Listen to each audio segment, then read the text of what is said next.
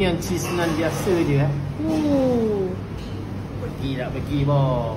Kalau korang kat KL, korang nak cek cheese naan, korang kena cari kedai ni. Jom, kita tunjukkan korang.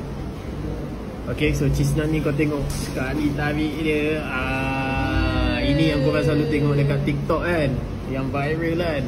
RSMY memang padu boh. Tengok best ke best. Tandoori chicken. Then this is the garlic. Okay, so kita try dulu, kita tengok dulu. Kita kena peel lah dulu macam ni lah.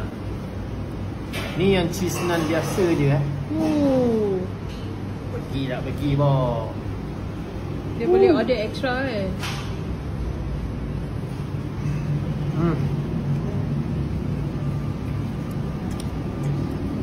Padu. Makan gila.